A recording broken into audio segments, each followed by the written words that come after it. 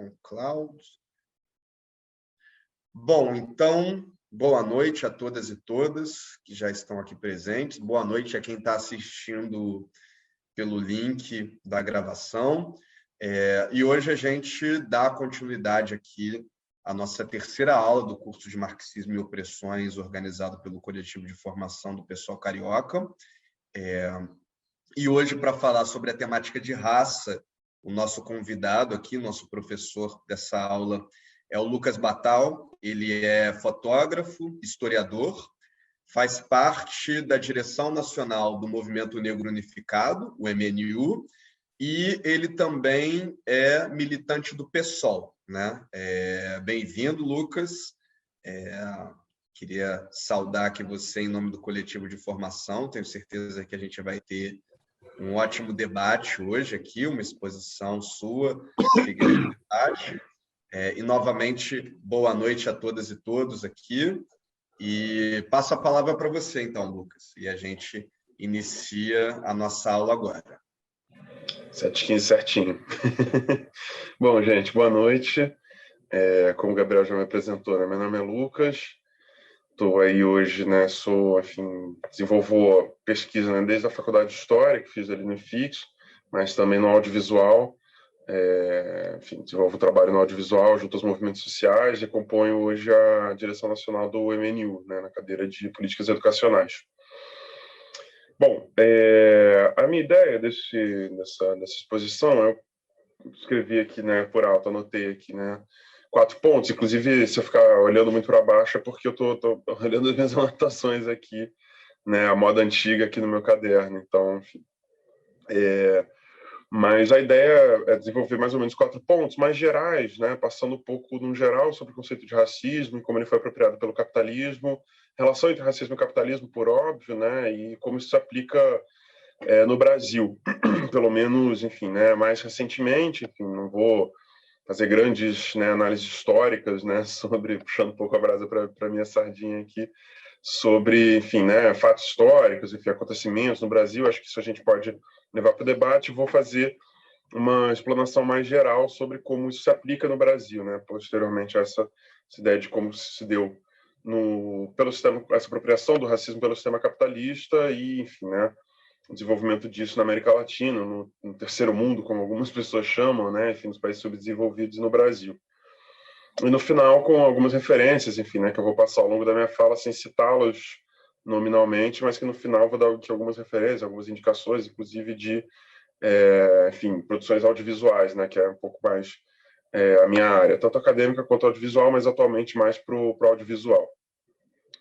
Bom, primeiro começar dizendo, primeiro ponto eu chamei de processo de acumulação primitiva do capital, né? Ou seja, começar trabalhando a ideia de que quando Marx, né, o Marx e o Engels, toda vez que eu falar Marx é Marx e Engels, né? Mas aqui é mais fácil só citar o velho barbudinho.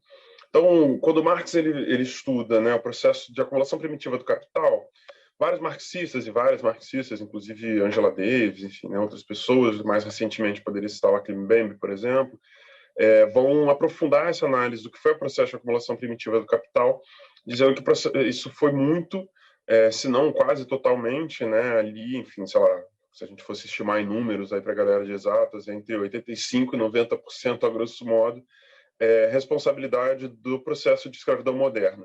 Então, eu queria começar partindo desse primeiro ponto, né? O processo de acumulação primitiva de capital, ou seja, o processo de desenvolvimento do que a gente chama hoje de países centrais do capitalismo, do que a gente, enfim, né, já chamou de países do primeiro mundo, só pôde acontecer devido ao fato da escravidão moderna. Então, aqui é primeiros 2 conceitos que eu queria trabalhar: escravidão moderna e racismo. O racismo não foi inventado pelo capitalismo. A primeira coisa que é importante, a segunda coisa, na verdade, que é importante a gente ter em mente. O capitalismo, ele, na verdade, se apropria da ideia do racismo e utiliza, ao longo de toda a sua história, ou seja, até hoje, né, isso não acabou com o processo de fim de escravidão, que eu vou falar um pouco mais para frente, nem os processos, né, de emancipação dos países africanos, ou, enfim, luta por direitos civis, etc. e tal. Isso, na verdade, só é possível de acabar, por óbvio, com o fim do capitalismo, né? Já que o capitalismo se apropria disso para ser um dos pilares do seu processo de exploração. Nesse primeiro momento, ou seja, eu estou falando aqui, né, datando mais ou menos ali, a grosso modo, ao redor do século XIV, XV, um pouco mais para frente. Eu prefiro trabalhar com o século XV e XVI, ou seja, 1400 e tanto, 1500 e alguma coisa. O capitalismo, portanto, ele se apropria dessa ideia do racismo. O que é isso, então? Né? É o ódio ao outro, né? Que já é uma coisa que existe há muito, muito tempo. Né? Se a gente for mais para trás, enfim, um pouco mais de 1000 anos para trás, se a gente pegar o processo do Império de Roma, né? O desenvolvimento do Império Romano, a República, o próprio Império Romano, existia o conceito de bárbaro, né? Ou seja, o ódio ao outro. Essa ideia de que o outro está errado, ou seja, só os meus ideais são os melhores, a minha cultura, a minha língua, a minha religiosidade, o eu, né? O meu é o melhor. Então o outro está errado, o outro é inferior, o outro é o bárbaro, o outro é o violento e por aí vai.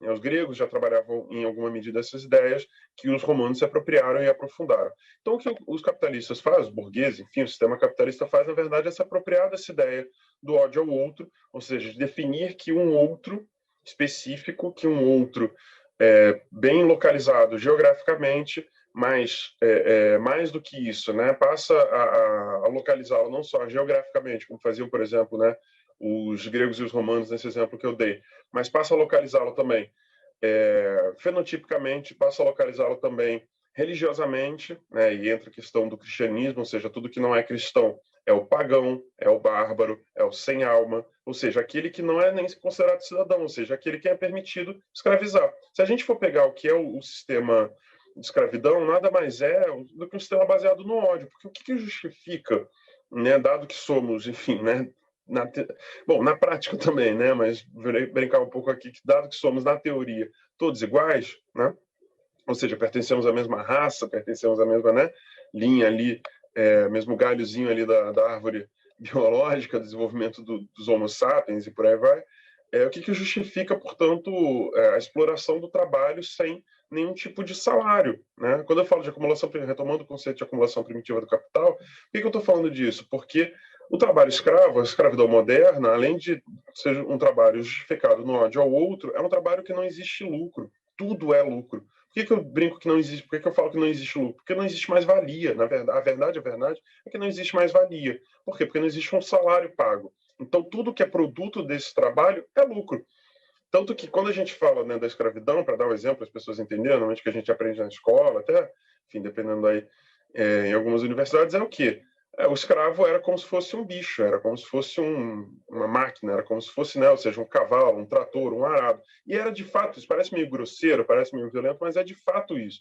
Porque é uma coisa, vamos classificar como uma coisa, que gera trabalho, que a partir do seu trabalho gera lucro para aquela pessoa que possui, ou seja, para o senhor dos escravos, sem nenhum gasto, senão da sua própria manutenção, seja alimentação, roupa, moradia, nas condições mínimas de sobrevivência. Então, a diferença da escravidão moderna para a escravidão antiga, né, para finalizar a ideia da escravidão moderna e do racismo para o capitalismo, é exatamente essa. Né? Ou seja, não eram considerados cidadãos, ou seja, não existia a possibilidade de se tornarem cidadãos. A ideia, inclusive, da liberdade do escravo, ou seja, das cartas de alforria, né, como ficou conhecido na história do Brasil, é muito posterior, diga-se de passagem. Tá? É mais ali para o final de 1700 e tanto, quando começa-se, inclusive, a se ocupar o interior do território do Brasil, né, com a descoberta das jazidas no que hoje a gente chama de Minas Gerais, um pouco ali do Centro-Oeste, né, Goiás e tal, um pouco mais para frente, quando, a partir disso, ou seja, a possibilidade do escravo de acumular dinheiro, seja, né, roubando, seja conseguindo do seu senhor de alguma forma, para ganhar sua liberdade, ou seja, para se comprar, né, que é um conceito meio complicado, mas enfim, ou seja, para se comprar, isso só acontece no Brasil a partir de fins de 1700, ou seja, fins do século XVIII. Tá? Então, até então, não existia ideia de possibilidade, não existia possibilidade, nenhum tipo de ideia de um escravo voltar a ser livre, só com a sua morte. Ou seja, era um objeto, era um animal. Beleza? Então, a apropriação do conceito do racismo pelo capital é isso, é para justificar um processo que vai ser um grande responsável pela acumulação primitiva, ou seja, que vai ser o grande responsável pela riqueza, pela geração da riqueza das nações, o grande responsável pela geração dessa separação do que a gente chama hoje, né, enfim, de países centrais, países periféricos, capitalismo, já foi chamado de primeiro, terceiro mundo, desenvolvidos, subdesenvolvidos, enfim. Trabalhe o conceito que vocês quiserem. Né? O Trotsky ele tem um conceito muito interessante, que é muito aplicável nessa nossa análise aqui sobre racismo e escravidão moderna, que é a teoria do desenvolvimento desigual e combinado. Então, quando Trotsky analisa isso, uma das análises possíveis a partir dessa ótica trotskista é o quê? É de dizer que o desenvolvimento desses países aconteceu, dos países do mundo, né? Os países como a gente conhece hoje, aconteceu de forma desigual e combinada. Ou seja, absolutamente desigual, a gente vê esses reflexos até hoje, por óbvio, né? Existem países centrais e periféricos, e combinado, ou seja, foi proposital. Né? Não à toa, nesse processo, se a gente pegar esse processo aqui da escravidão, do racismo que eu estou explicando, os países europeus, né? Os países que eram os donos, que ocuparam as terras, que foram atrás de escravos, que eram os donos dos escravos, ou seja, os responsáveis pela escravidão, e os Estados Unidos, né? Enfim, saindo um pouco da Europa, são os países centrais do capitalismo. Todos os outros países que, na época, ou eram ocupados pelos europeus, ou que eram utilizados pelos europeus como fonte de escravos e de algum tipo de matéria-prima, madeira, marfim, peles, enfim, os mais diferentes tipos, ou seja, estou falando aqui da América Latina, da África, em parte do continente asiático, são hoje os países subdesenvolvidos, são hoje os países periféricos do capitalismo. Então, aí o desenvolvimento desigual, mas combinado. Isso acontece de propósito, isso acontece de forma proposital. Show? Show. Segundo ponto que eu queria trabalhar aqui hoje é sobre o processo de formação desses países, né? A partir dessa leitura, portanto, de que aconteceu de forma desigual e combinada, que o capitalismo se apropria desse conceito de racismo, ou seja, do conceito do ódio ao outro. Vou repetir algumas vezes essa ideia para a gente, né, segurar um pouco essa ideia, que eu vou utilizar isso mais tarde quando eu falar de Nova República, inclusive, né? Ou seja, na verdade, de construção do Estado republicano e até mesmo de Nova República em os dias atuais. Essa ideia do ódio ao outro, né, do ódio ao escravo, ou seja, aquele que pode ser explorado, que não é considerado cidadão, que passa a ser considerado cidadão quando, por algum motivo qualquer, normalmente fruto de roubo, fruto de algum tipo de desvio, ele consegue se comprar. Então, repara, ele compra a sua entrada na sociedade sem ser um membro dessa sociedade. Isso né, se a gente for analisar isso a fundo, é uma doideira, uma loucura completa, é um absurdo, né? Uma sem noçãozice total. Ou seja, a pessoa não é cidadão, mas consegue comprar a sua entrada no mundo dos cidadãos. Né? Isso, conceitualmente falando, é uma sem noçãozice absurda. Então, como que se deu esse processo de formação dos países?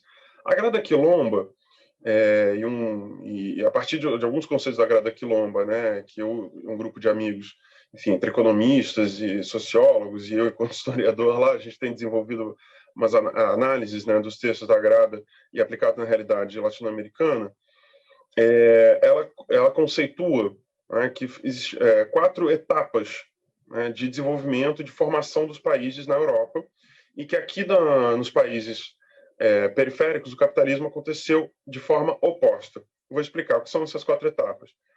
Então, primeiro, povo. Segundo lugar, nação. Terceiro lugar, Estado. E a 4ª etapa, que é a propriedade privada. Como que se dá isso na Europa? Né? Então, primeiro, ali pós-Império Romano, né? A grosso modo, por óbvio, né? Estou tratando aqui, não estou delimitando, né? São grandes ciclos. Na história a gente aprende muito isso. São grandes ciclos. Não dá para a gente delimitar ano X, mês X, né? Até porque a ideia de calendário é muito variada no mundo inteiro. Mas pegando o calendário ocidental, o calendário cristão, a gente trabalha com ciclos, né? Então, primeiro, um grande ciclo da onde se consolida, né?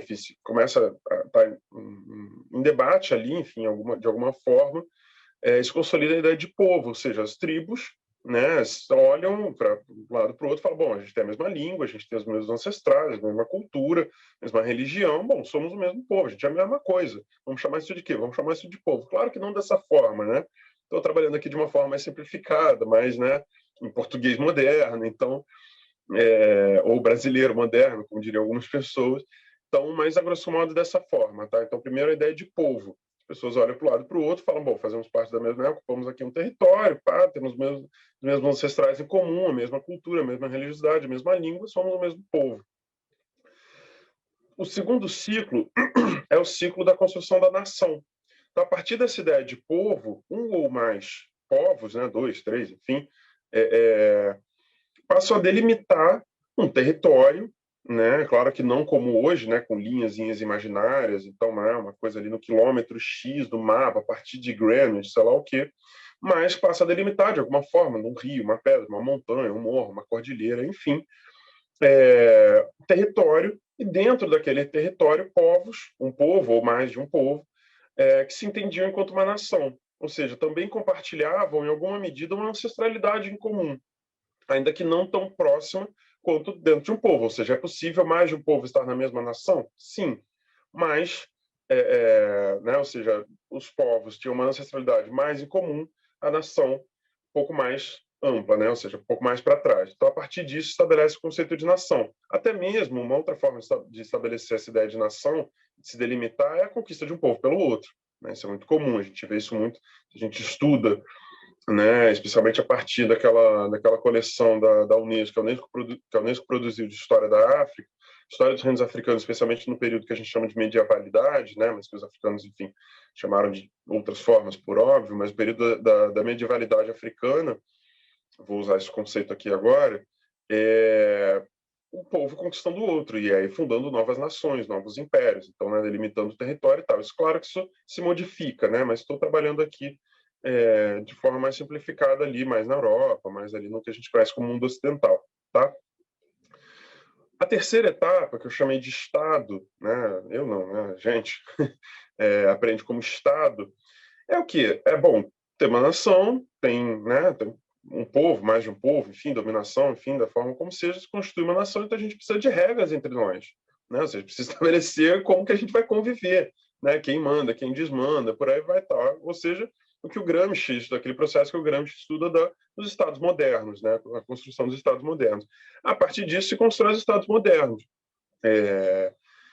Mais ou menos, assim, não mudou muito, inclusive, diga de passagem, do período medieval para cá, os estados da Europa. Né? Claro que teve ali o processo de unificação alemã, o processo de unificação da Itália, enfim, mas, né, as fronteiras não mudam grosseiramente. Portugal não era, sei lá, nenhum país dobra de tamanho, nenhum país é cortado pela metade, né?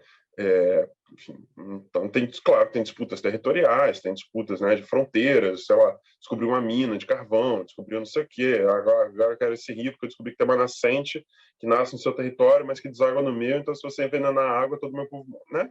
Esse tipo de disputa que a gente sabe que acontece. Então, os estados, né, na Europa, eles são constituídos nesse terceiro ciclo. Então, regras, né, regras sociais, enfim, a construção dos estados modernos, como a gente conhece. E a quarta etapa, portanto, é a etapa da propriedade privada. Pasmem, a propriedade privada ela surge depois de tudo isso. Porque a gente está acostumado, eu já vou entrar nessa nossa lógica, né, de uma lógica da propriedade privada enquanto algo acima de qualquer coisa, acima do Estado, é prioridade.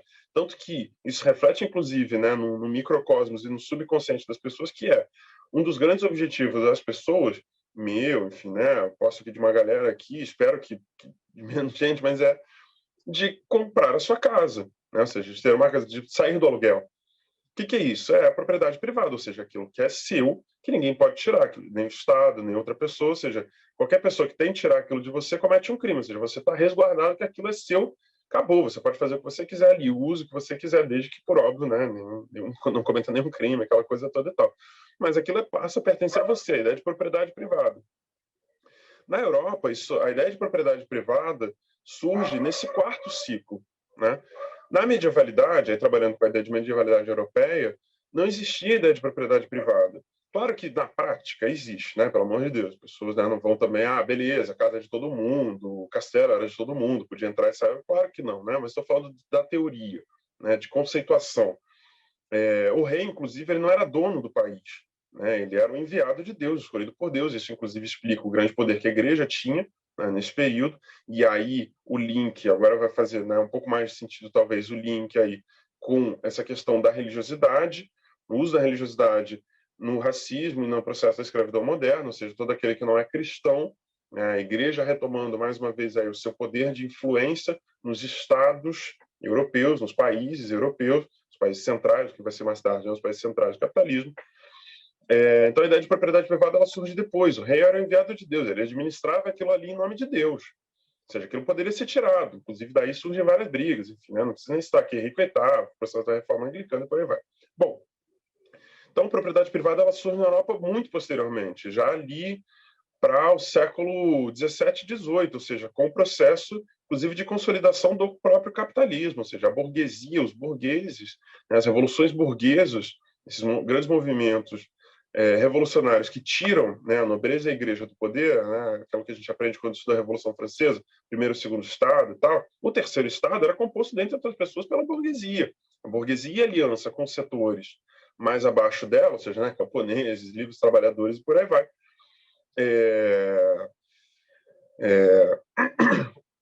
Quem, né, toma o poder, tira essa galera do poder e começa a instituir dentro das coisas da propriedade privada, separação dos estados, dos poderes, enfim, outras coisas que não cabem no nosso debate. Mas um dos conceitos é a ideia de propriedade privada, ou seja, é estabelecido que aquilo ali pertence a alguém, né, na lei, a partir de contratos sociais, etc.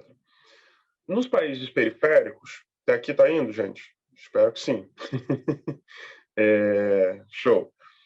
Nos países periféricos do sistema capitalista, os países subdesenvolvidos, terceiro-mundistas, enfim, o processo ocorre exatamente o oposto. Vou pegar o exemplo do nosso Brasil, que é um exemplo muito tranquilo, muito óbvio, né, quase óbvio de entender quando a gente estuda a essa luz aqui desses conceitos.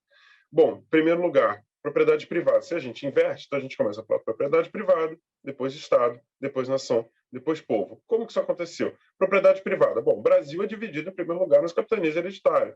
Cismarias e depois capitanias hereditárias. Ou seja, o rei de Portugal decide e fala, bom, vou dar aqui essa porção de terra para a família X, vou dividir aqui esse retângulozinho para a família Y, para a família Z e por aí vai. Ou seja, a ideia de que aquela terra pertencia a uma família, pertencia a um grupo de pessoas que poderia fazer o que quisesse daquele lugar. Né, as capitanias hereditárias, enfim, Cismarias e tal, eram estados, né, as províncias, como depois passam a ser chamadas, e mais tarde estados, ou seja, não era uma coisa do tipo, essa casa aqui é sua, esse castelo aqui é seu, esse bairro aqui é seu, essa cidade aqui é sua, que já seria absurdo, né, essa cidade, esse bairro, enfim, mas eram territórios na proporção de um estado moderno, de um estado hoje, né, do estado atual do Brasil. Né? Então, não à toa que vários dos estados, especialmente mais ali para o Nordeste, aqui, né, mas, enfim, depois, né, mudaram de tamanho, tal, não sei o quê, até mesmo, né, de direção, né, eu brinco que o Rio de Janeiro começou, né, na horizontal, depois virou um troço meio na vertical, na diagonal, porque, né, o Brasil daquela curvadinha, mas virou um troço na diagonal. Mas era tudo ali retinho. Se a gente pega aqueles primeiros mapas, né, do Tratado de Tordesilhas e outros posteriores de acordos entre o governo de Portugal e Espanha, entre os reinos de Portugal e Espanha, é um corte, né, a princípio ali da linha de Tordesilhas, e um monte de cortezinho transversalizando ali, onde dividia para as pessoas. Ou seja, a ideia de propriedade privada, que ela lhe pertence a alguém. O chefe deu uma família, vai passar para o seu filho, para o seu filho, para o seu filho. Então, a primeira coisa que se estabelece aqui no Brasil é a ideia de propriedade privada.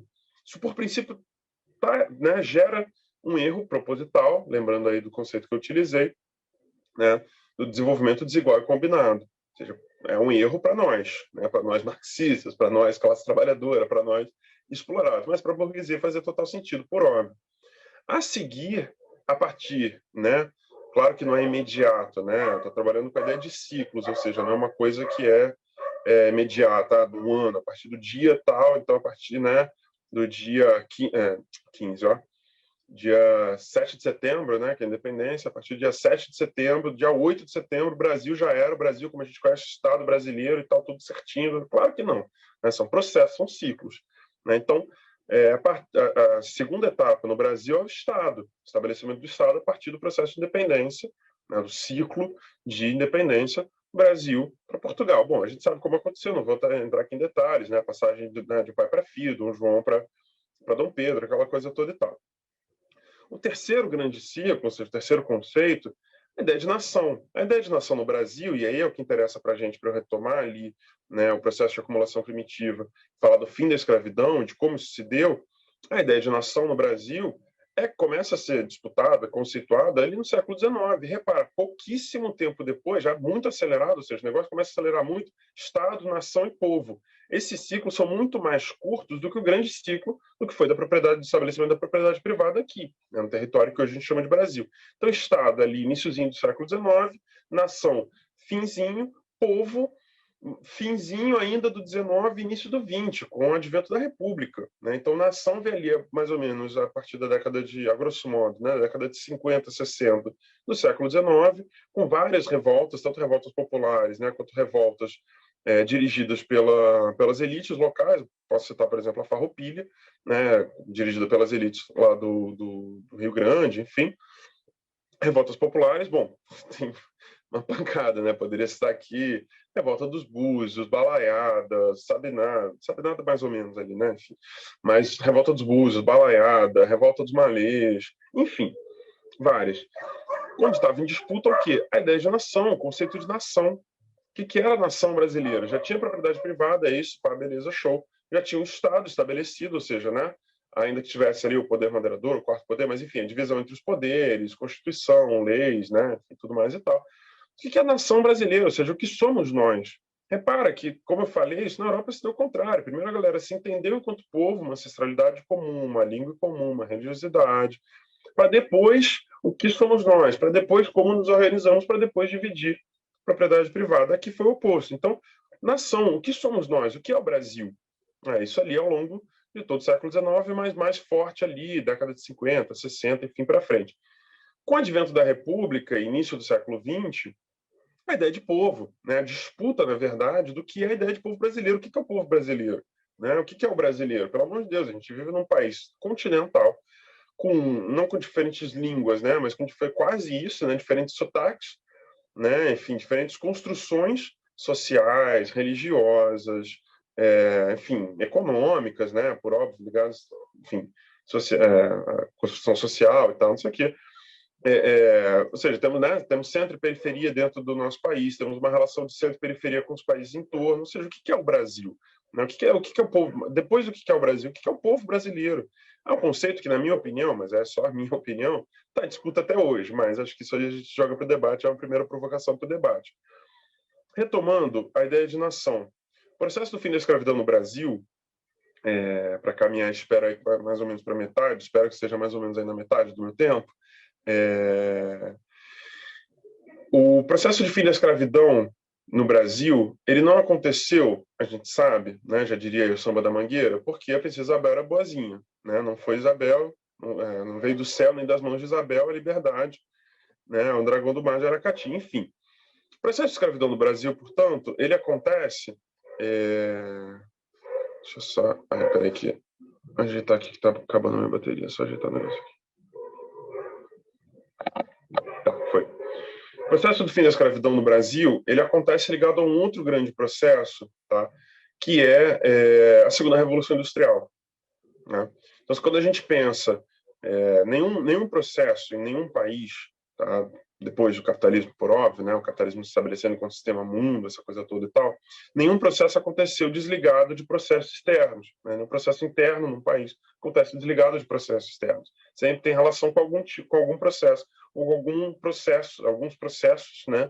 Em relações entre países e tudo mais e tal, externos a ele. No Brasil não foi diferente, o fim da escravidão não foi diferente. Está muito ligado à segunda revolução industrial, ou seja, a necessidade que os países, especialmente, né, ali Europa, Estados Unidos e tal, os países centrais do capitalismo, mas especialmente ali Inglaterra, França, em alguma medida, enfim, né, ali o processo de consolidação da própria Alemanha, né, que mais tarde, enfim, tenta se tornar uma potência europeia, isso aqui, mais tardiamente, o processo do neocolonialismo, já fins do século XIX, né, redivisão dos territórios na África, por aí vai. O que eu estou querendo dizer, né? Fim da escravidão com a segunda revolução industrial e o desenvolvimento desses países. Esses países passam a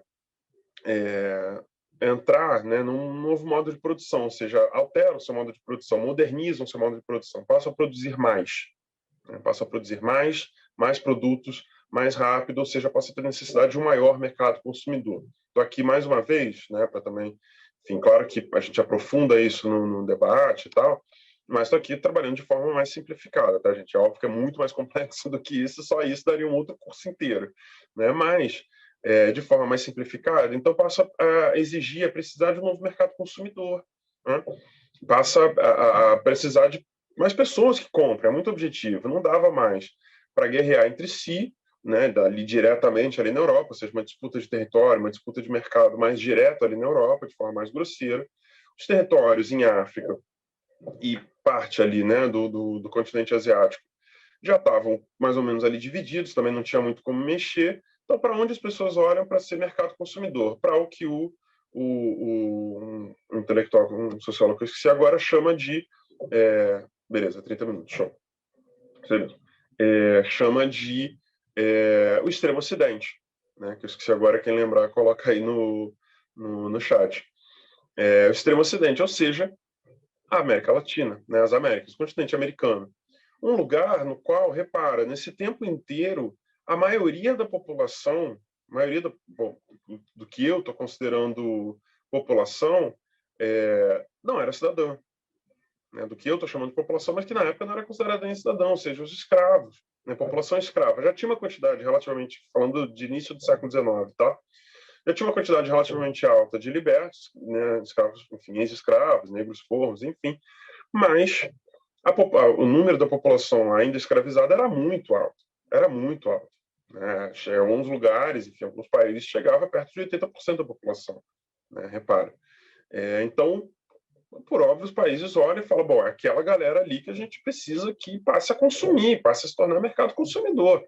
Então, começa a haver uma pressão dos governos dos países europeus, especialmente da Inglaterra, que era, né, o grande dirigente do capitalismo à época, durante, né, aí todo o século XIX e tal, para o fim da escravidão. Né? Então, no Brasil não foi diferente. Né? O Brasil mantinha relações muito estreitas com a Inglaterra, relações econômicas, enfim, né? Relações de dependência. Não vou entrar nos detalhes. E a partir de 1850, né, com a Lei Eusébio de Queiroz, a lei do fim do tráfico atlântico, começa o processo de fim da escravidão, ou seja, o processo de forma lenta, gradual e segura, já diria né, um outro brother ali, já mais do século XX, de forma lenta, gradual e segura, abrir o sistema, ou seja, acabar com a escravidão para que essa população se tornasse população, né, enfim, mercado consumidor. Mas, repara que em nenhum momento eu disse que eles se tornaram cidadãos, porque de fato não se tornaram. Se a gente der um pulo ali, né, de 1850 para 1888, já acelerando, que meu tempo já está quase por fim, a Lei Áurea tem 2 parágrafos, 14 palavras. Não vou lembrar delas exatas, mas ela objetivamente diz que acabou a escravidão a partir dessa data. Está abolida a escravidão no Brasil.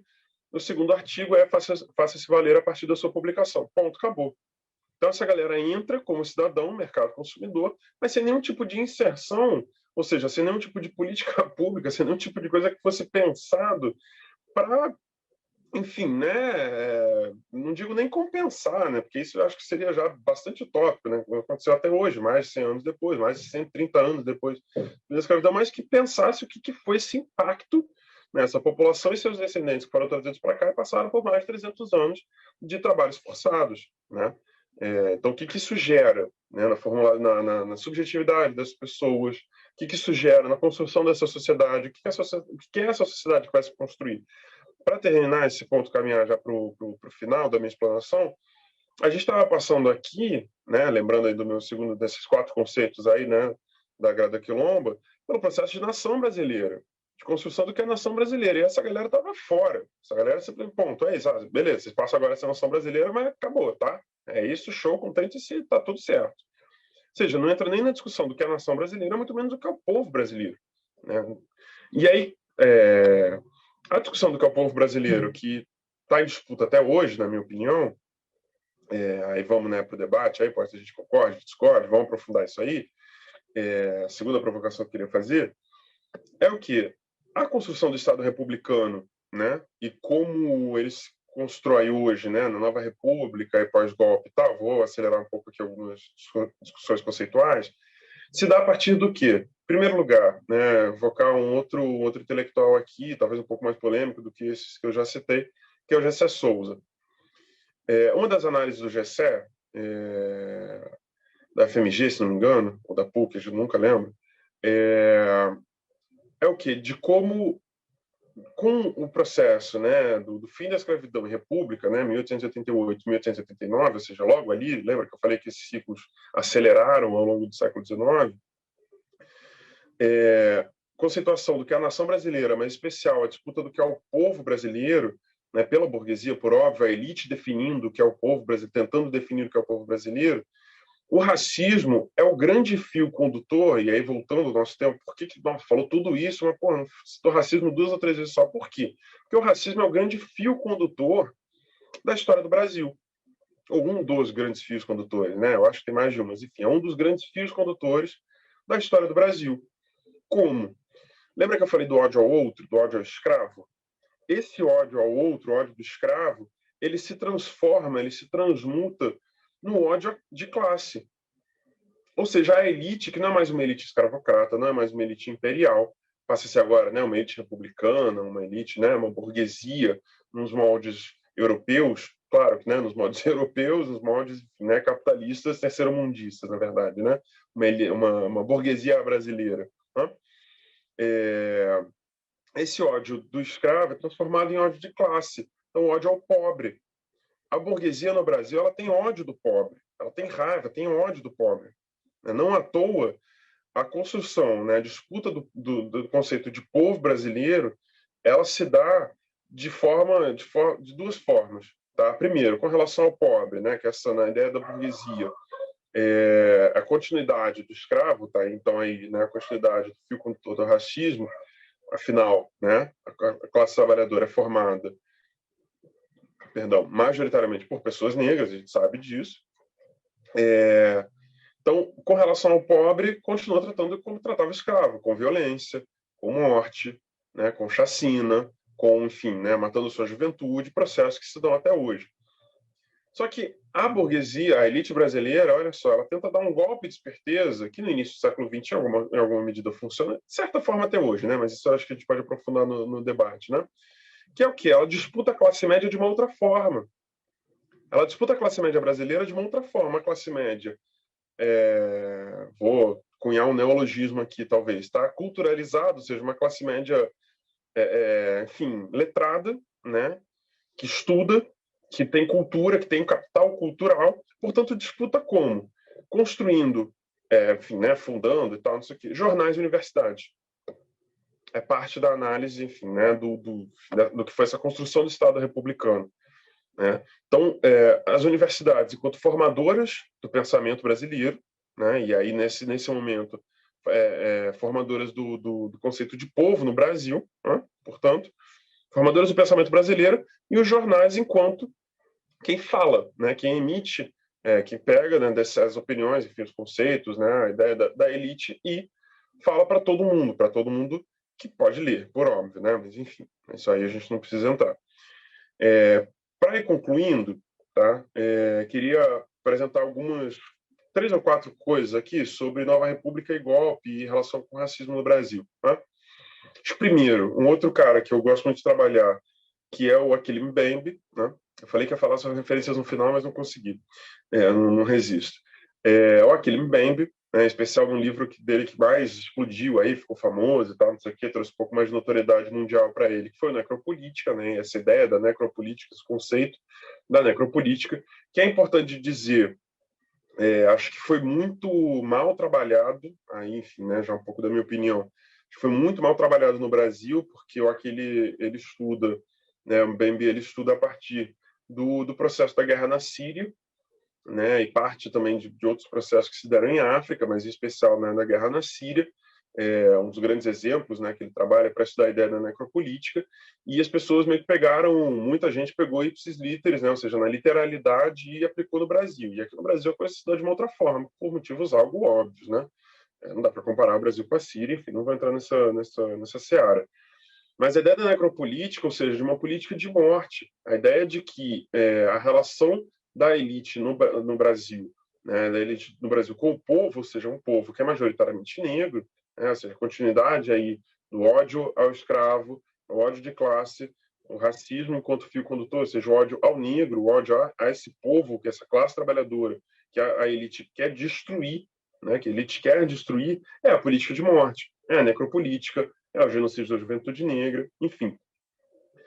Parte da disputa que se deu, né, no advento da Nova República para tentar não só, né, enfim, responder a isso, mas de alguma forma politizar essa classe trabalhadora, que não obteve tanto sucesso, mas aí, enfim, essa opinião eu vou guardar só para o debate, fica a minha terceira provocação aí, foram as políticas de promoção de igualdade racial, né, ou as PIR, como a gente chama, né, no movimento negro, a sigla aí, né, a esquerda adora uma sigla, né, então vamos chamar aqui de PIR, Política de Promoção de Igualdade Racial. Então, as PIR foram o quê? De certa forma, uma resposta a isso, ou seja, se existe uma política de genocídio que não se dá só, é importante dizer, não se dá só no genocídio direto, no que eu vou chamar aqui de genocídio direto, seja na ação das forças militares, sejam polícias militares, polícias civis, exército, enfim, forças armadas no geral. Não é só isso, não é só no tiro, não é só na bala, não é só na chacina na favela, mas dá também no epistemicídio, mas dá também no apagamento da cultura, mas dá também, né, no apagamento da identidade, inclusive essa disputa de povo tem a ver com identidade, tem a ver com a gente não conseguir, com as pessoas, por exemplo, conseguirem traçar a partir do seu sobrenome europeu, talvez inclusive de forma mais direta, meu avô, meu pai, meu avô, meu bisavô, etc. e tal, da onde vieram seus ancestrais europeus. Mas a população negra não consegue traçar de onde vieram seus ancestrais, porque essa história foi apagada, né? O Rui Barbosa, aí, que dá nome, inclusive, a uma fundação, uma porrada de rua, avenida, etc. e tal. Brasil afora fez o favor de mandar queimar os documentos, literalmente. Não foi uma coisa tipo, né, manda queimar e tal. Não, uma coisa tipo literal, mandou queimar. Então, boa parte dos documentos da escravidão foi queimada, destruída, acabou. Tá, beleza. Vou gastar acho que mais 5 minutinhos só.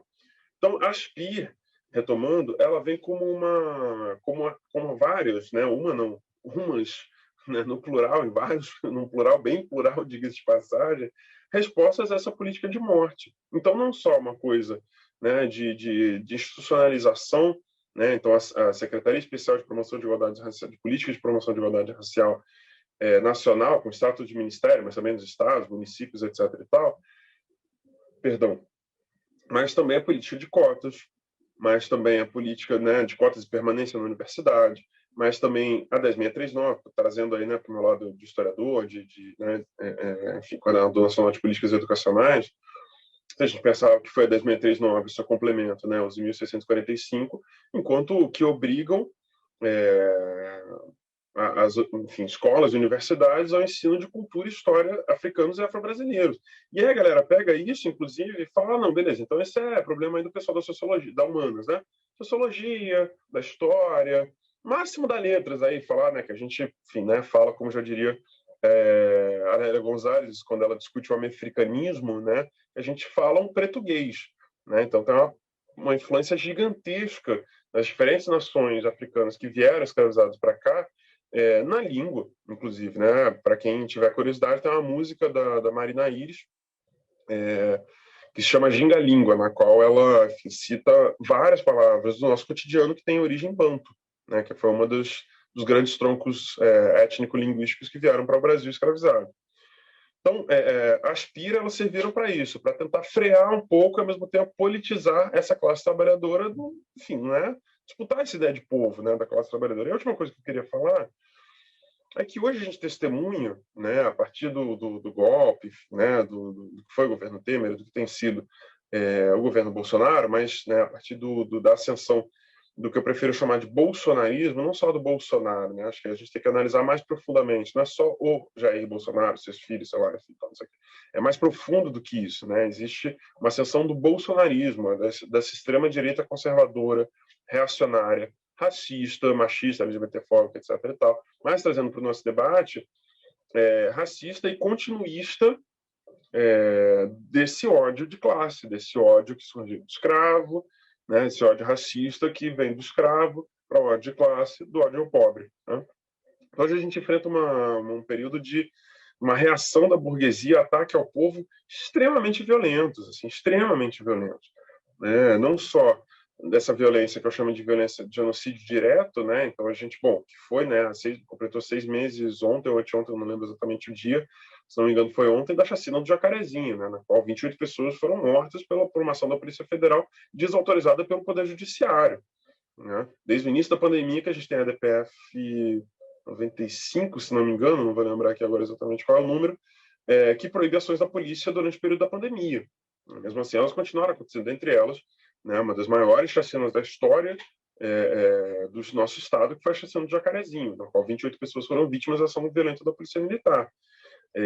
E acho que também, né, e também, ao mesmo tempo, um recuo institucional muito forte. Então, ataques quando a gente fala, né, por exemplo, quando a gente debate o ataque à educação, não é só tipo, corte à educação.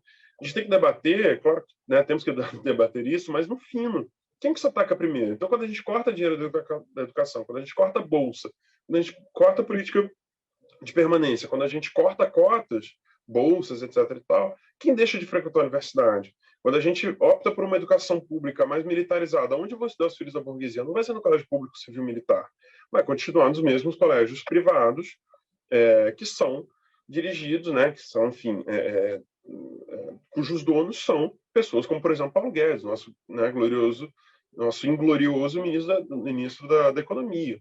Então, sim, é disso que a gente está falando, né? Quando a gente fala de racismo no Brasil, repara, eu falei, eu citei pouco essa palavra, citei no começo e no fim, porque tudo isso que eu falei são processos que são atravessados pelo racismo, que a gente vai aprofundar no debate. Por último, de verdade, juro para vocês, para parar de falar e beber um pouco de água aqui, algumas referências, né? Algumas que eu já citei, como a Grada Quilomba, o Achille Mbembe, né? Falei do Gessé, mas acho que outras figuras que eu acho que são importantes para a gente estudar isso, e aí fica, né, de dica para vocês, acho que qualquer coisa dessa galera, assim, tipo, não estou citando coisas mais específicas, claro que poderia citar, por exemplo, como tem como referência, né, o Florestan Fernandes e tanto a classe trabalhadora no Brasil, né, o estudo que ele faz sobre a classe trabalhadora no Brasil, mas também dois livros em específico dele, né, que é o Sentido do Protesto Negro, foi publicado mais recentemente, né? E também o Negro, a Situação do Negro no Brasil, se não me engano, é esse o título. Sou meio ruim disso, tá, gente?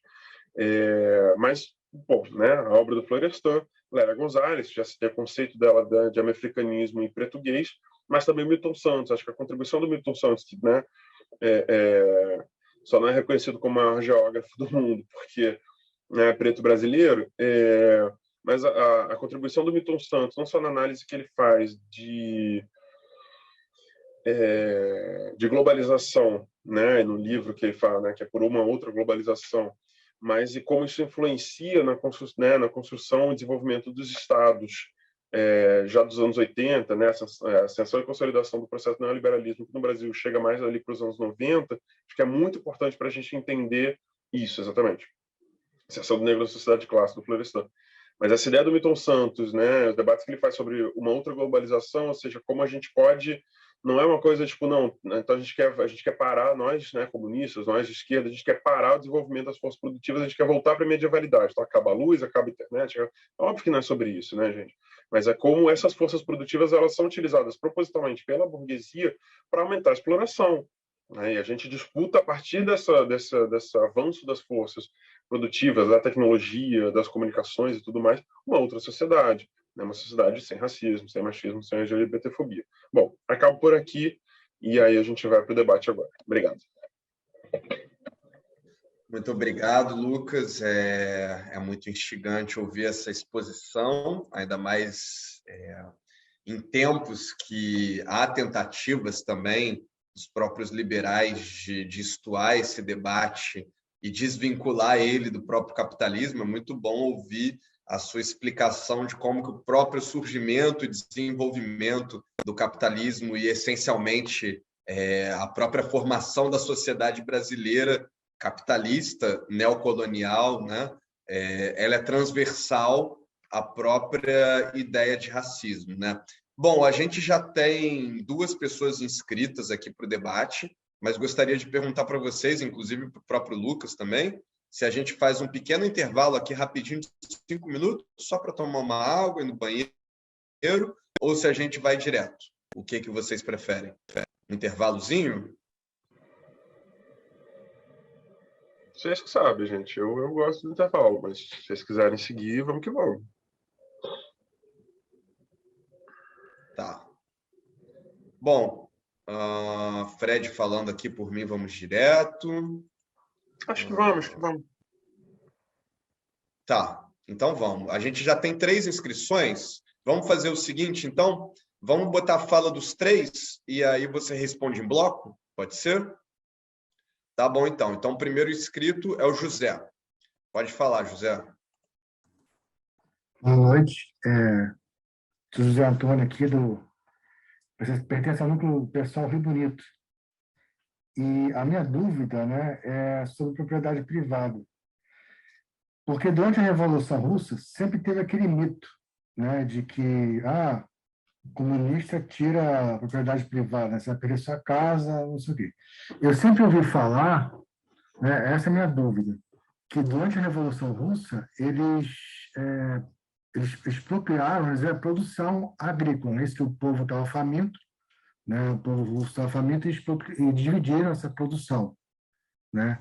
Então, minha dúvida seria mais ou menos isso aí, quer dizer, durante a Revolução Russa, houve essa perda de propriedade privada ou isso é um fake news que colocaram justamente para tentar macular o socialismo, né? Agora, você é muito engraçado, estava refletindo também, porque esse conceito de propriedade privada no Brasil é muito relativo também, né? Porque se você construir uma casinha lá, tudo bem, você vai constrói lá uma casa, mas normalmente nos grandes centros urbanos, no meu caso, sou professor, né? Sou professor da rede estadual, de matemática e tal, até que aqui no interior não está tão barato assim, né? Mas já foi mais, né? E foi até no governo Lula, lá a gente teve uma condição de então financiamento da Caixa Econômica. Já pagar em 30 anos, né? Talvez, né? Pode ser que eu morra até antes, né? De pagar a casa. Mas, isso que eu falo, esse conceito de propriedade privada, nesse caso, é relativo, porque minha casa está alienada, né? Minha casa, na realidade, é da Caixa Econômica. Se eu não pagar, vai alienal, né? Então, esses negócios de sonho, isso que a burguesia vende também, né? O sonho da casa própria, o cara faz, né? Faz tudo para ter a casa própria, isso também é relativo, né? Essa é a minha dúvida. Parabéns pela explanação, tá, Lucas? Muito boa. Obrigado, José. O próximo inscrito aqui é o Alexandro. Pode falar, Alexandro, a palavra é sua.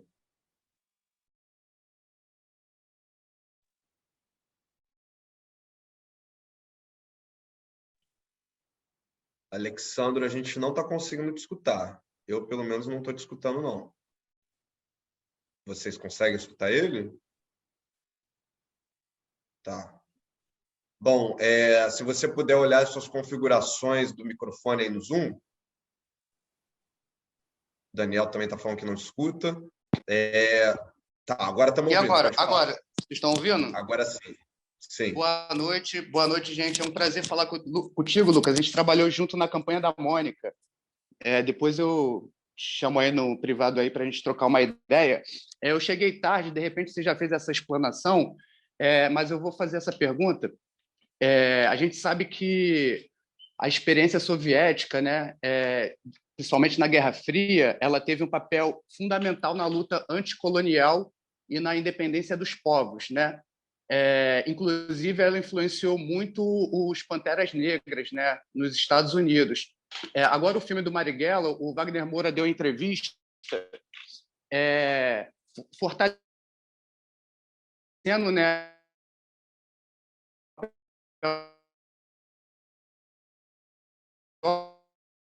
de ser uma tonalidade um pouco mais...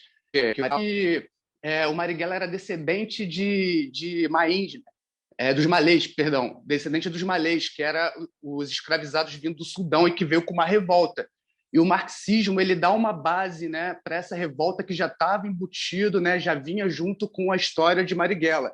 Eu queria te perguntar qual é a influência, assim, uns exemplos e até que ponto foi determinante a influência do marxismo para o movimento negro no Brasil e também a crítica de alguns setores do movimento negro que existe sobre o marxismo. Eu queria que você explorasse um pouquinho essas duas coisas, tá? Obrigado aí. E só esses minutinhos